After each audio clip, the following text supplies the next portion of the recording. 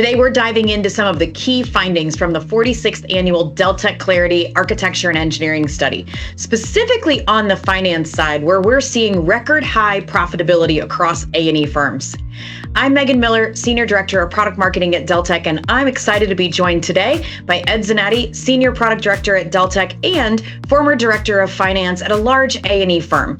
We're going to dive a little bit deeper into the strong financial performance this year. So welcome, Ed. Thanks, Megan. Now, looking at the data, it reflects a great story of how firms are embracing what I call operational discipline to drive these financial results. And this is achieved even in the face of continued market pressures. So let's start looking at some of the numbers in particular. We saw operating profit on net revenue reach 21.4%. That's the highest that we have seen in the last decade. Isn't that right, Ed? Yes, and that speaks volumes, Megan. We can also see that improvements to project delivery are driving these results. Firms are getting way more savvy in the way that they manage resources, control costs, and deliver work more efficiently. So this isn't just about controlling cost, it's also about better execution overall. Is that fair? Absolutely. We're seeing it is that there's tighter integration between the project management and finance teams. They're working together to track project health, forecast cash flow, and collaboratively make real-time decisions. So, Ed, we're also seeing that it's being reflected in some of the other metrics. We're seeing that utilization rates remain relatively flat, but still strong at about 61%, coupling that with high profitability and net labor multipliers. Yeah, that's right, Megan. Firms look to be maintaining productivity while increasing profitability.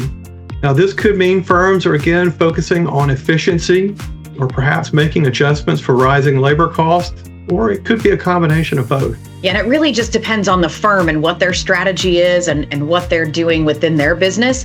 And when it comes to efficiency and automation, one of the things that's interesting is that our average collection period, as we're seeing in the survey, decreased by nearly 6 days this year. Some segments actually saw a decline of almost 10 days. So what do you think about that, Ed?